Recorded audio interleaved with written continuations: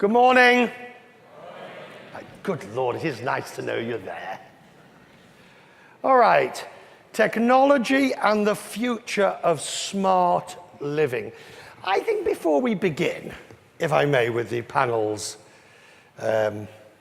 permission, who in here has got your smartphone with you? Right, put it in the air. Put it in the air. Now, do it one more time. Do it with the screen facing me. The screen facing me. Right. So that tells me that 90% of the room is on their phone at the moment, not listening to what we're talking about. So that comes to an end now. Because I think it's important,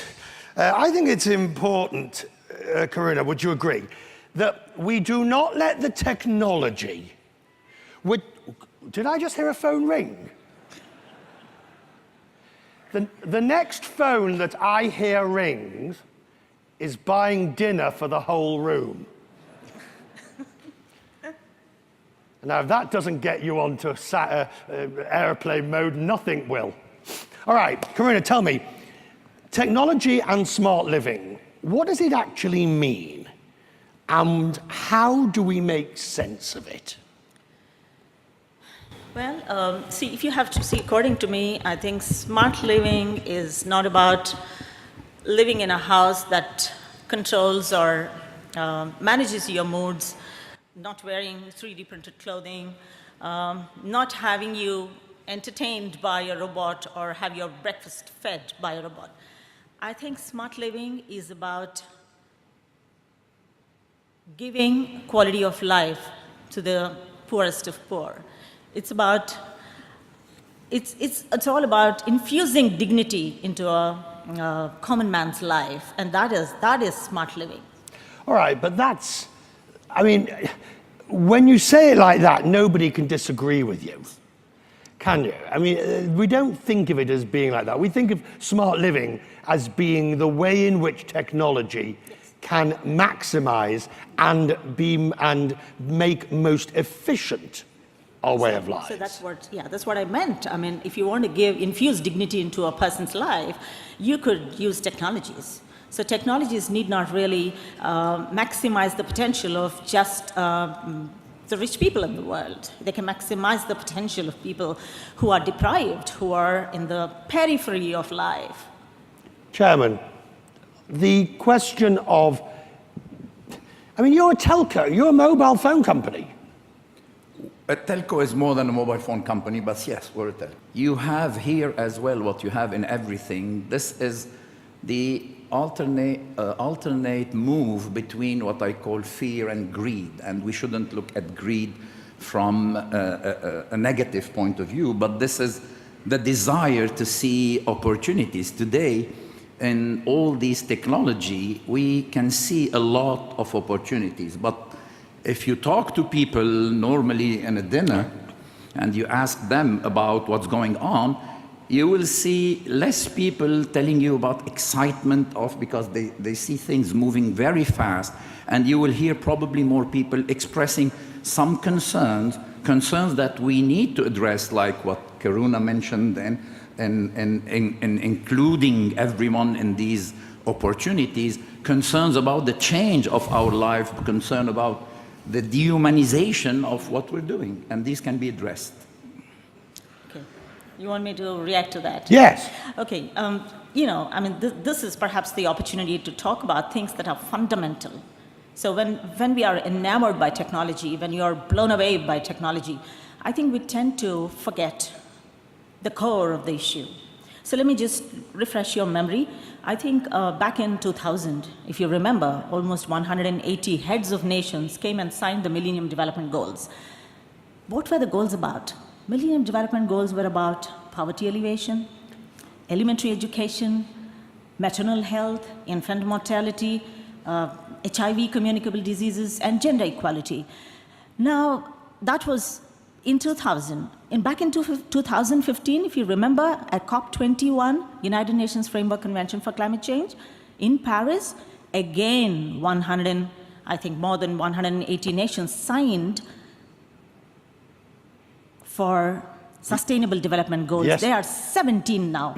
And we are discussing the same, but with renewed energy. Now, just a little while ago, we finished World Economic Forum, and even at Davos, we are talking about hunger. So we are talking about hunger, we are talking about unemployment. So the core still remains the same. And on the one side, you see proliferation of technologies. You find that technologies are growing exponentially. But just a minute.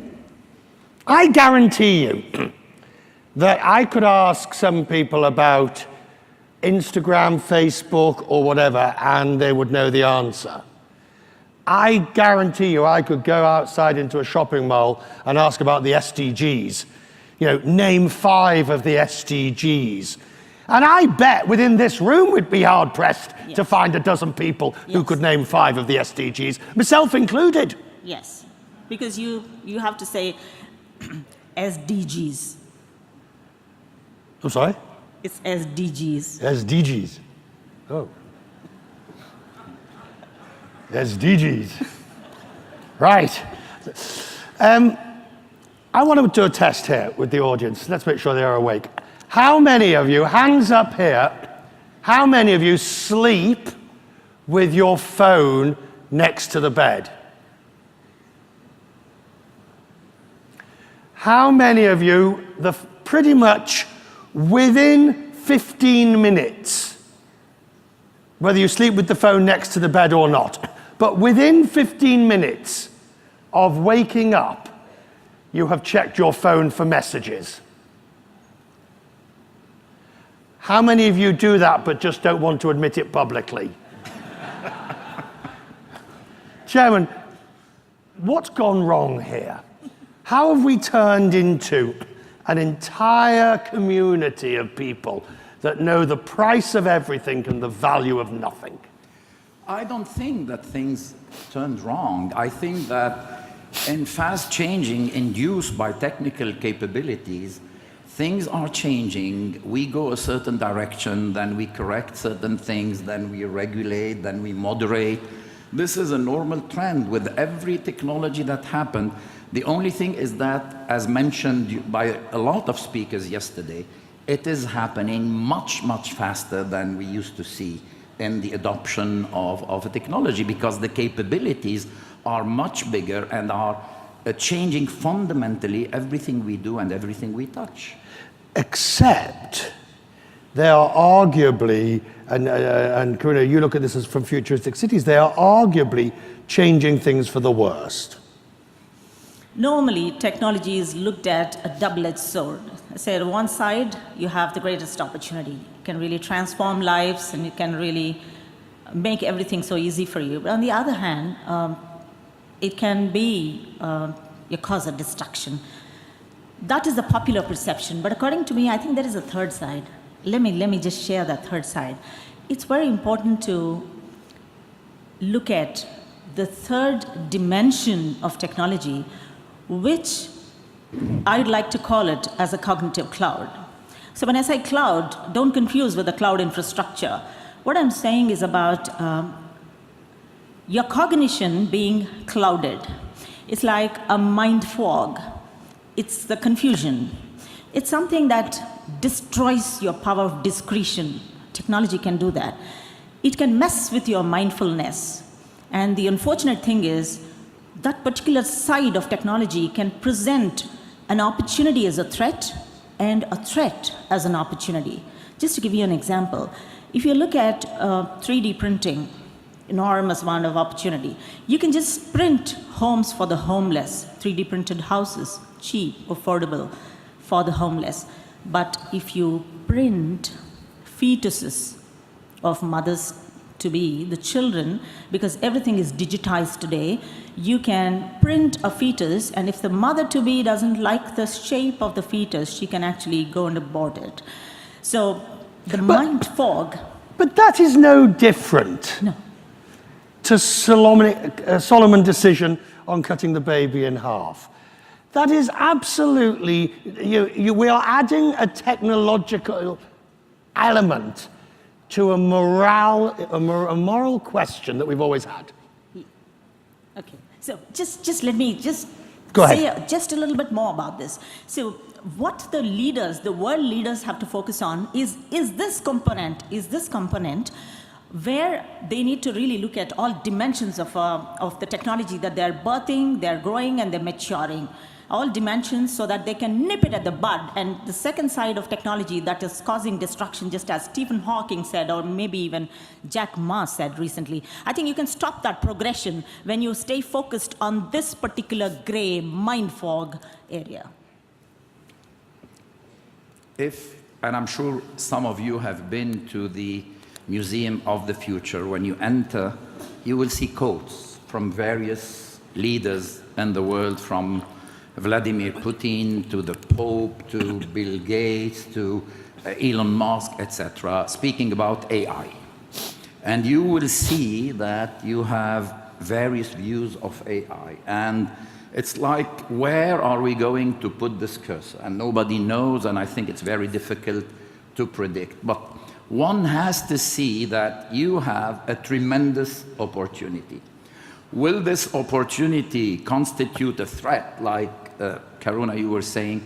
Yes, for sure, but I don't know why we are afraid of having in-depth conversations, framing the issue, sitting. If we look at what's happening generally, because of these capabilities, that connectivity that the internet are bringing, we need to talk with new partners more and more every day. This is what I call moving from the world of unshared certainties. When I started in telco decades ago, we did not need to speak with content providers, movie providers, other partners, municipalities, utility company. We did not need. We knew we had our business models. They were quite stable business model. Right. This is the unshared certainties. Today, by definition, any government entity, any industry, any sector of activity, nations, as Karuna mentioned, have to talk because issues are becoming generalized because of these capabilities and this hyper-connectivity that exists. We are moving to the shared uncertainties. Uncertainties because, yes, things maybe are not very clear. They have to be found. We have to find the right answers. Sometimes we have to find the right questions, actually, to frame the right questions. But this is possible. When I say, let me give you the example of the Dubai Smart City. Today you have data coming from various government departments, and that will help the city improve, predict the need, and plan better for the happiness of its citizens. It is a technological solution. Just stop for a while and think. Look at all religions, all regions, all beliefs, all doctrines, philosophies in the world that actually divide people. If you deploy technologies that can sense and pull out the common thread between this, and I can bet my life that you will have something absolutely common in all this, because after all, we are all human beings and we're all Homo sapiens. You pull that common part. Yesterday, I was talking to Osman, and he said that in Lebanon, they look at water as a source for everything. Right. The same thing is true in my faith as well. In the entire Arab world. So around the world, everywhere, there is a common thread that ties beliefs, doctrines, religions. So if technology can pull that out, bring out the essence, augment that reality, and present to the world, I think we'll be in a much safer, well-organized, happy world. I'm no longer worried. Ladies and gentlemen, our panel. I'm the bad guy. You're the bad. Come on. Now, to prove that we all knew, get your phones out. I'll allow you to switch your phones on again. Get your phones. Come on. Get your phones out and take a picture of all three of us. Oh my God. Come on. You've got, oh, for goodness sake, look at Martha, you can't even use your phone. 1, 2, 3, smile. There you are, something to go home with. Thank you very much indeed. Thank you. Ladies and gentlemen, I'm very grateful.